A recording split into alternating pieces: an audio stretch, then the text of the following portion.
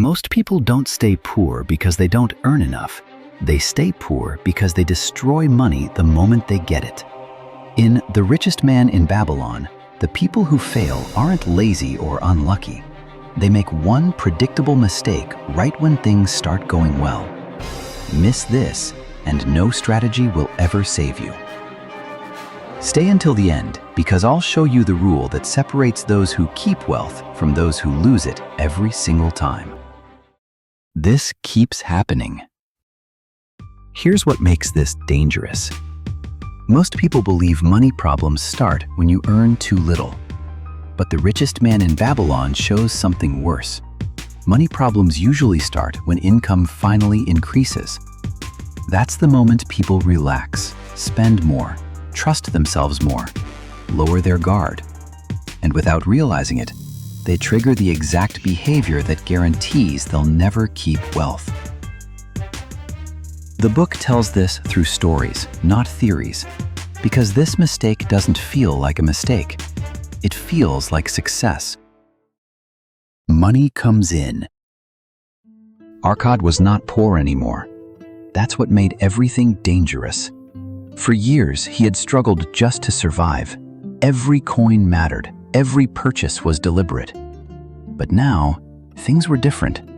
Money was coming in regularly. Work was stable. People respected him. For the first time, Arcad felt something unfamiliar. Relief. And relief is where the mistake begins. At first, the changes were small. Nothing reckless, nothing dramatic. He bought better clothes, a more comfortable home. He stopped checking every expense. After all, he deserved it. And that's the lie wealth whispers at the worst possible moment. Because Arcad didn't feel irresponsible. He felt successful. Every month, money arrived. And every month, it quietly disappeared. Not on stupidity, on comfort, on generosity, on habits that slowly expanded to match his income. No alarms went off, no crisis appeared. From the outside, his life looked better than ever. But something invisible was happening. The money that could have changed his future was being consumed by the present. And Arcad didn't notice, because nothing hurt yet. That's the most dangerous phase of all, when money problems don't feel like problems. Time passed, income increased again, and so did confidence. Arcad began trusting his instincts more. He believed he understood money now. So when opportunities appeared, investments, deals, promises of fast growth, he felt ready. He didn't study them deeply. Why would he? He was already doing well. He invested based on optimism, not protection, on excitement, not structure. And again, nothing exploded immediately. For a while, everything still looked fine, until one month, the numbers didn't add up. Then another. Expenses stayed high, income wobbled. The margin vanished. Arcad realized something terrifying. He had worked for years to escape poverty, only to recreate it with better furniture. The wealth he thought he had was never actually built. It was spent the moment it arrived. And now, when pressure returned, there was nothing underneath. No buffer, no system, no protection. Just habits designed for comfort, not survival. This is the brutal lesson Babylon teaches. Most people don't lose money because they're careless. They lose it because they relax too early. They confuse income with safety, lifestyle with progress, feeling rich with being rich. Arcad didn't fail when he was poor. He failed when he started feeling comfortable. And that's what makes this story terrifying. Because it doesn't punish ignorance. It punishes success without rules. And if you don't see it coming, you're already repeating it right now. And disappears fast. The lesson is not that these people earned too little. It's that they destroyed their money the moment they started earning more. Every time income increased, spending increased first. Not out of necessity, but out of a false sense of progress.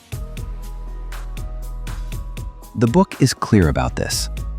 Poverty doesn't begin when money is missing. It begins when control is missing. If you can't control what you do with your first extra dollar, you will never control larger amounts. It doesn't matter how much you earn. If you don't decide what portion of money is untouchable, the outcome is always the same. And here's the uncomfortable truth. Most people lose the game not at the beginning, but right when they think they're finally winning. Because even those who manage to save end up losing everything due to a different and far more dangerous mistake. They earn more. In The Richest Man in Babylon, there's a character named Rodan. Rodan is a skilled metalworker, not average, highly skilled. People seek him out.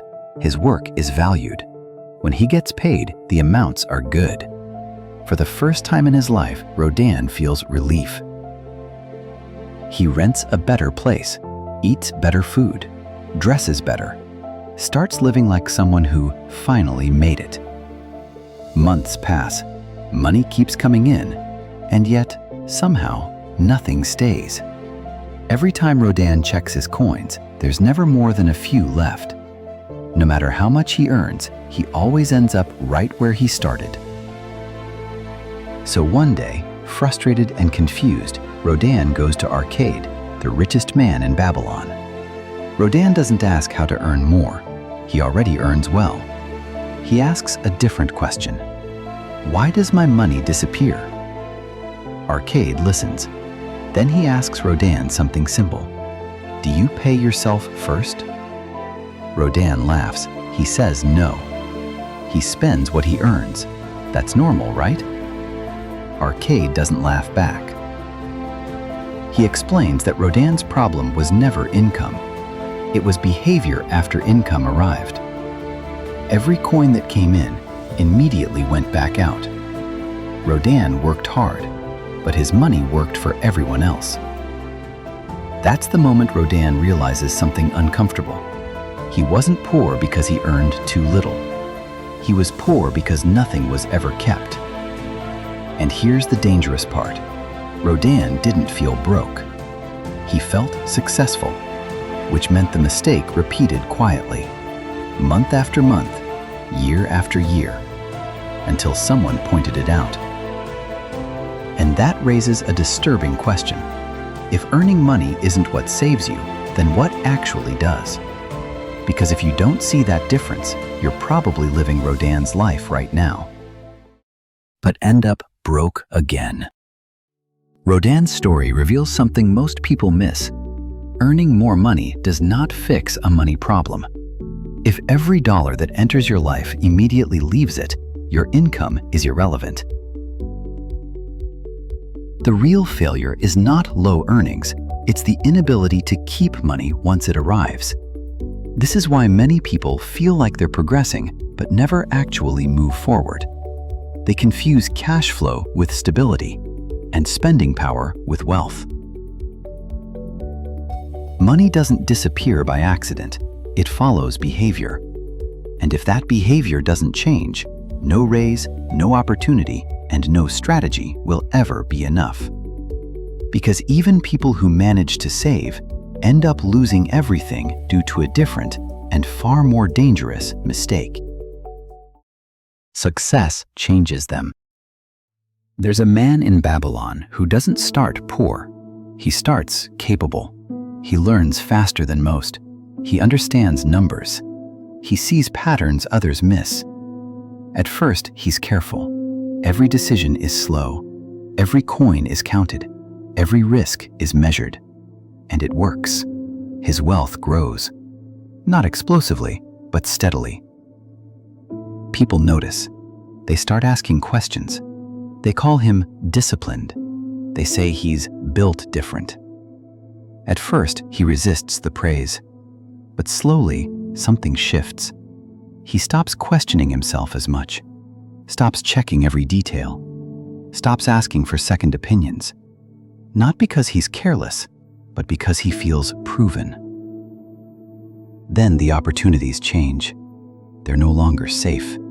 They're no longer obvious. They promise speed. They promise status. They promise the feeling of being ahead. And now the decision is no longer about money. It's about identity. If he says no, he feels small. If he hesitates, he feels slow. If he walks away, he feels average. So he leans in. He tells himself, I've earned this risk. I understand this better than others. I know when to pull out. But this time, the math doesn't matter, because the mistake isn't technical, it's psychological. He ignores discomfort. He ignores uncertainty. He ignores the rules that got him here, not out of ignorance, but out of ego. And when it collapses, it doesn't feel sudden. It feels quiet, embarrassing, confusing. He replays the decision again and again, trying to find the market error. But deep down, he knows the truth. Nothing external failed. He did. Their behavior collapses. This is the most dangerous moment in wealth. Not when you're poor, not when you're struggling, but when success convinces you that rules no longer apply to you. Money isn't destroyed by ignorance. It's destroyed by arrogance disguised as confidence, by intelligence without self-control, by wins that silence caution. The greatest enemy of wealth is not the system. It's your behavior when you feel untouchable. And unless that is controlled, every fortune carries the seed of its own collapse. One rule breaks the cycle. Here is the rule that connects every story you just heard. The poor man, the disciplined saver, the intelligent investor. They didn't fail because they lacked money. They failed because they never learned when to stop themselves. In The Richest Man in Babylon, wealth is never lost by accident. It's lost the same way every time. People break the rule after things start working. They stop protecting capital. They stop respecting limits. They stop saying no, not because they have to, but because they want more, faster. The real rule is simple but brutal. Never risk what you need for what you want. The poor man breaks it by spending before saving. The disciplined earner breaks it by expanding lifestyle. The smart investor breaks it by chasing the next win. Different paths, same ending.